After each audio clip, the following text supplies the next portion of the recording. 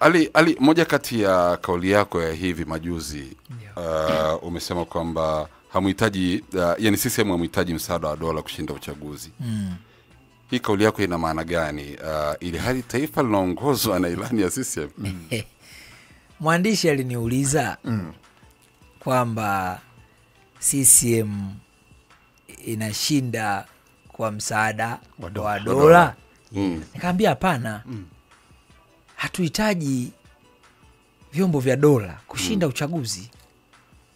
Kwa sababu uchaguzi huu wa mwezi Oktoba unatarajiwa kuwa na wapiga kura milioni 31.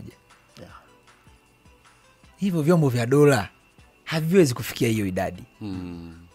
Wafanyakazi wote wa serikali wa umma hawafiki milioni 1. Na kura zinatakiwa milioni 31. Sasa unashindaje kwa kutegemea vyombo vya dola? Kwa hiyo CCM inaendelea kusisitiza mtaji wake wa ushindi kwanza ni kazi nzuri iliyofanywa na serikali za CCM. Serikali ya Jamhuri ya Muungano wa Tanzania na serikali ya Mapinduzi Zanzibar. Viongozi wetu wamefanya kazi kubwa ya kutekeleza yale ambayo tulikubaliana na Watanzania kwenye ilani uchaguzi mkuu 2020. Kwenye afya, elimu, kilimo, maji, barabara na kadhalika. Sisi tunaamini Watanzania wanataka maendeleo. Watanzania hawajaipa kazi CCM ya kuwagawia pesa kwamba jamani pangeni mstari. Watu wana shughuli zao. Wanachohitaji serikali watengenezee mazingira mazuri, wawekezaji waje, watengeneze fursa, watu wapate fursa, wapate kazi, wapate shughuli, wafanye shughuli zao. Waende hospitali wapate dawa, waende kwenye vituo vya afya viko jirani na makazi yao, waende kwenye shule wapate elimu nzuri. Na kwa kuwa sisi hayo kiongozi wetu na rais wetu ameyafanya, hatuna mashaka kwamba huo ni mtaji muhimu wa kutuwezesha kushinda. La pili, ilani yetu itakayo kuja itakuwa imebeba matumaini mengine kwa miaka 5 ijayo. Watanzania wataona nini tutafanya tena kwenye afya, nini tutafanya tena kwenye maji, elimu, kilimo, vijana, kina mama na kadhalika. Kwa hiyo tunakwenda kutengeneza matumaini mapya ya kuyauza kwa Watanzania. Kwamba jamani mlitupa 5, tumefanya hivi. Tunaomba 5 mingine, tutafanya 1, 2, 3, 4. Tuna imani vyama vyote tutashindana katika kuuza yale tutakayofanya kwa Watanzania. Sisi tutasema yetu na wenzetu watasema yao. Tunaamini kwamba yale package yetu bado haijawa hadharani, lakini package yetu inayopikwa itashinda mbele ya Watanzania kwa kiwango kikubwa. Sasa la tatu, tuna mtaji wa wanachama.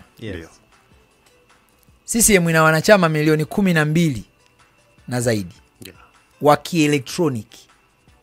Yani wale zamani tulikuwa na zile kadi za magamba. Sasa tumewasajili electronically. Yani katibu mkuu wa CCM Balozi Nchimbi au mwenyekiti Dr. Samia anaweza kuwasiliana na mwana CCM mmoja katika hao milioni 12 na zaidi nchi nzima. Na leo mimi hapa amenitumia message, ametutumia message wanachama Balozi Nchimbi, sio kama message nitaiona hapa. Hii hapa. Anasema ndugu Ali Salum Happy, mwanachama wa CCM mwenye namba hiyo. Mimi Emmanuel John Nchimbi, katibu mkuu wa CCM, na kukumbusha kujiandikisha katika daftari la kudumu la wapiga kura tarehe 17 mwezi wa 3 hadi tarehe 23 mwezi wa 3 2025 ili upate kadi ya kukuwezesha kupiga kura uchaguzi mkuu 2025. Hii message. Huo ndio tofauti ambao hii message imeingia leo. Hebu soma ni lini? Huo ndio tofauti ambao bwana wanao pamoja na ndugu zetu wengine, kwa sababu wakati tunazungumza hapa na yule bwana wa daftari la piga kura, nani yule kura, nani huyu mwanasheria? No. Huyu bwana ambaye alikuwa ndo anashughulika na masuala ya uchaguzi. Mkurugenzi wa tume. Nani? Kailima.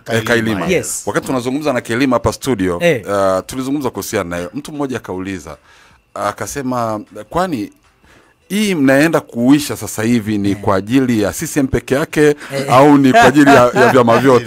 Umeona?